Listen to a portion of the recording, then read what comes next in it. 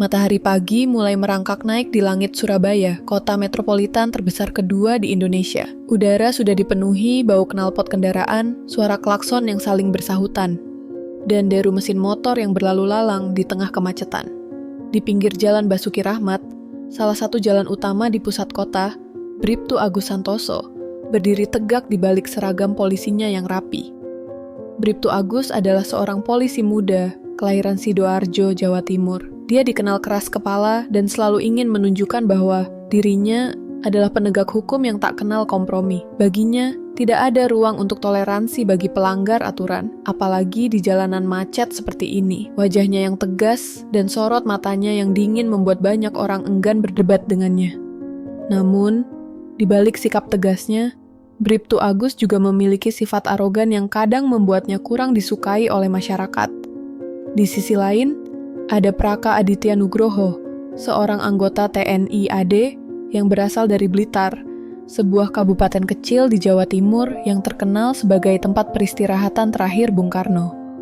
Praka Aditya adalah sosok yang rendah hati dan sangat profesional dalam menjalankan tugasnya. Saat ini, ia sedang menjalankan misi penyamaran sebagai tukang ojek online untuk memantau aktivitas kriminal di wilayah Surabaya. Meskipun menyamar, ia tetap menjaga etika dan kesopanan, kecuali satu hal kecil. Helm standarnya rusak akibat insiden kecelakaan kecil kemarin, sehingga ia terpaksa menggunakan helm proyek milik temannya.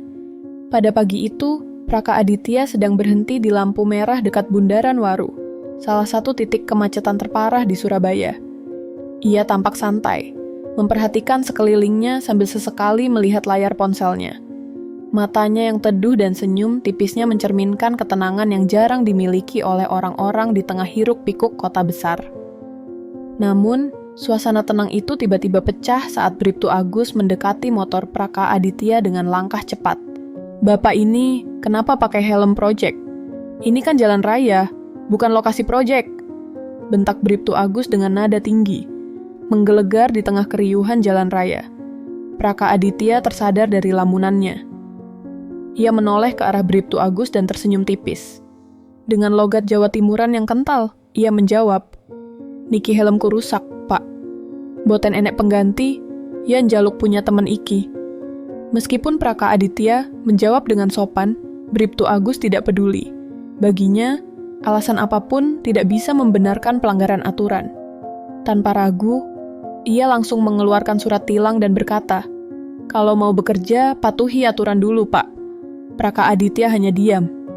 Ia menerima surat tilang itu tanpa banyak protes, tetapi tatapan matanya yang tenang seolah menyimpan rahasia besar yang belum terungkap.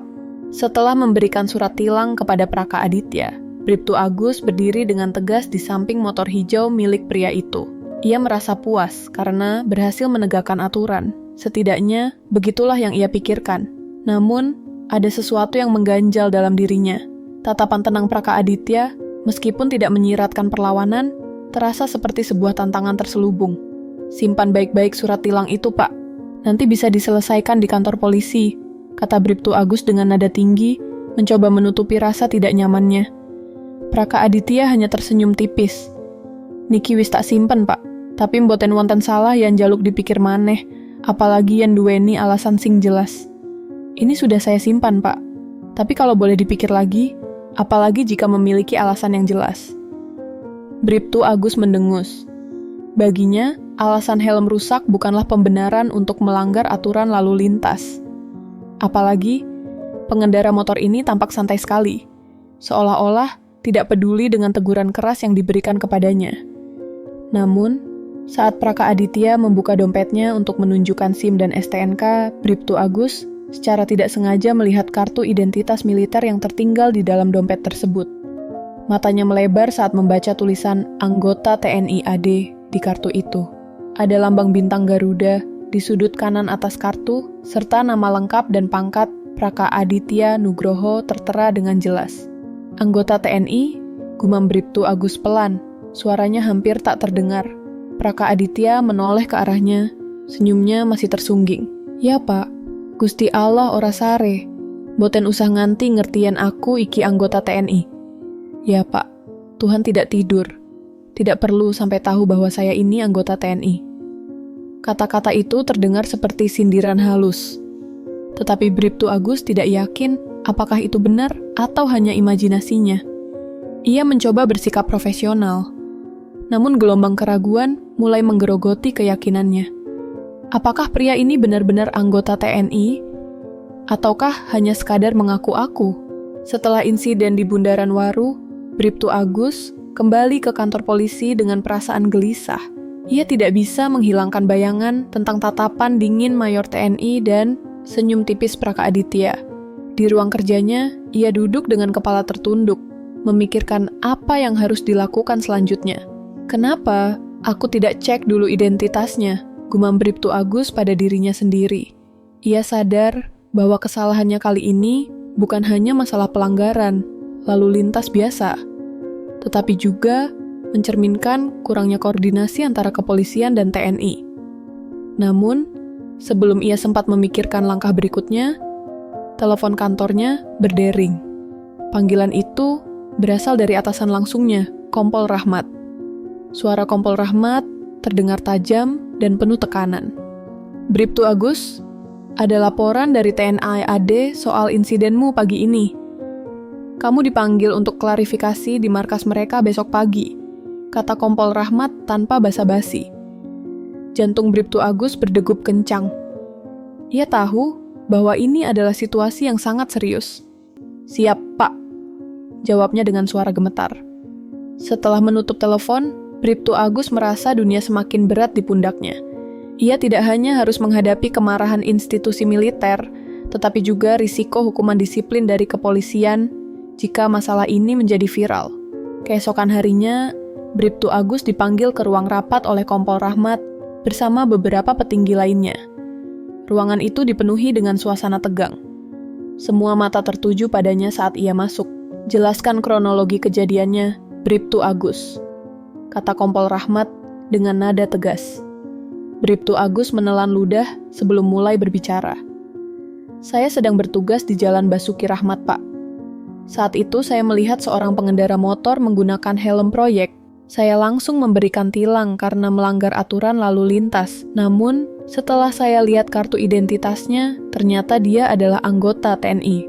Kompol Rahmat menghela napas panjang. Apakah kamu tidak merasa ada yang aneh saat melihat sikapnya? Dia sangat tenang meskipun kamu menilangnya. Bribtu Agus terdiam. Ia tidak punya jawaban yang memadai. Ia hanya bisa berkata, saya pikir dia hanya mencoba bersikap sopan, Pak. Kompol Rahmat menggeleng pelan. Ini bukan sekadar masalah helm project, Bribtu Agus. Ini soal hubungan antar institusi. Apa kamu tahu dampaknya jika masalah ini sampai keluar ke publik? Bribtu Agus merasa seperti ditusuk ribuan jarum. Ia sadar bahwa kesalahannya bisa merusak citra kepolisian dan menciptakan gesekan dengan TNI. Pada hari yang sama, Bribtu Agus harus pergi ke markas TNI AD untuk memberikan klarifikasi. Ia ditemani oleh Kompol Rahmat sebagai pendamping. Ketika memasuki ruang pertemuan, Bribtu Agus merasa seperti berdiri di hadapan hakim.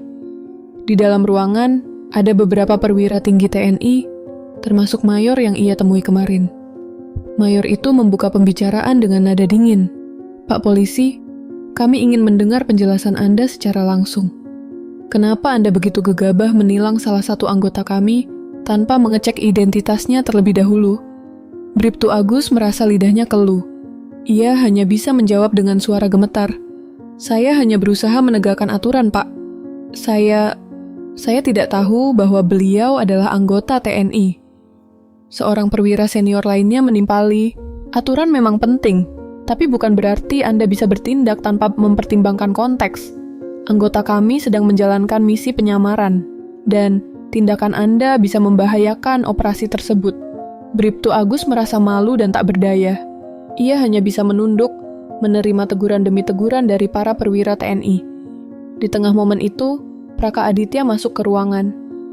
Ia tampak tenang seperti biasa, namun kali ini ada kilatan iba di matanya saat melihat Bribtu Agus.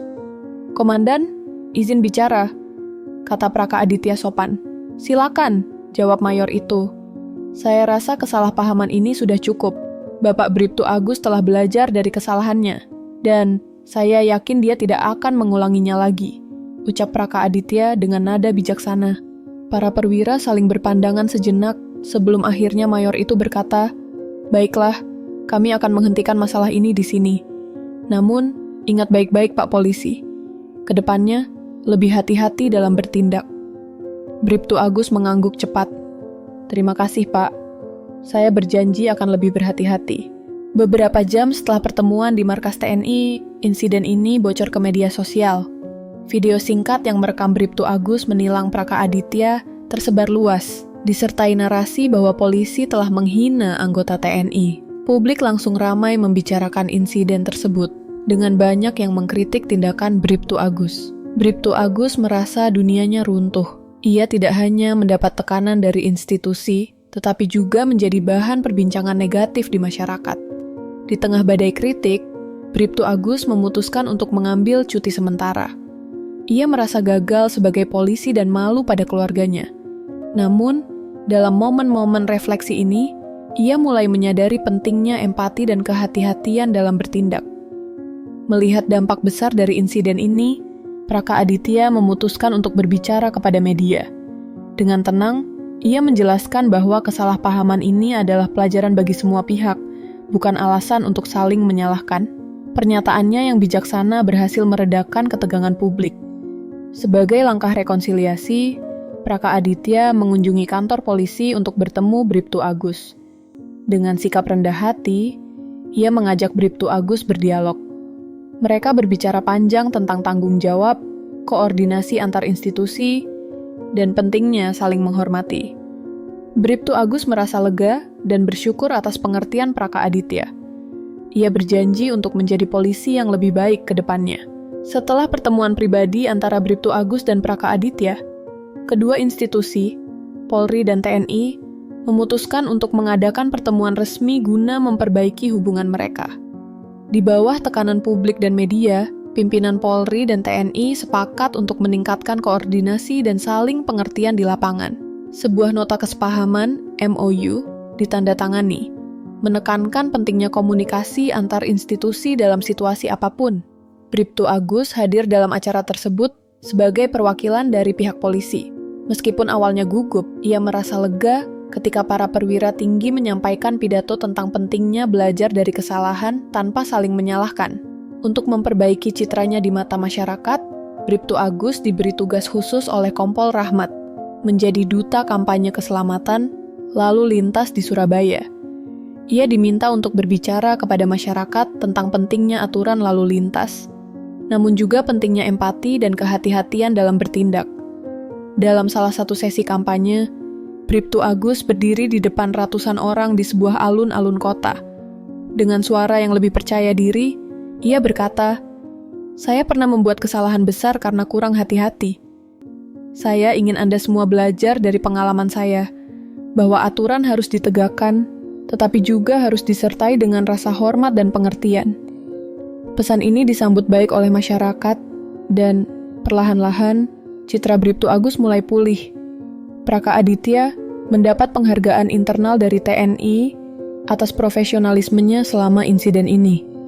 Sikap rendah hatinya dan kemampuannya untuk meredakan ketegangan dihargai oleh para pimpinan militer. Ia diundang untuk memberikan pelatihan kepada anggota baru tentang pentingnya menjaga sikap di tengah masyarakat, bahkan dalam situasi sulit. Di akhir acara, seorang perwira senior menyampaikan pesan singkat kepada Praka Aditya, "Anda telah membuktikan bahwa seorang prajurit tidak hanya kuat di medan perang, tetapi juga bijaksana dalam kehidupan sehari-hari." Beberapa minggu setelah insiden itu, Bribtu Agus dan Praka Aditya bertemu lagi secara informal di sebuah warung kopi kecil di Surabaya. Suasana kali ini sangat berbeda, lebih santai dan penuh keakraban. Mereka berbincang tentang pengalaman masing-masing, serta pentingnya saling mendukung antara institusi. "Terima kasih sudah membantu saya," kata Bribtu Agus dengan nada tulus. Praka Aditya tersenyum tipis. "Kita semua bisa belajar dari kesalahan. Yang penting adalah bagaimana kita melanjutkan langkah ke depan."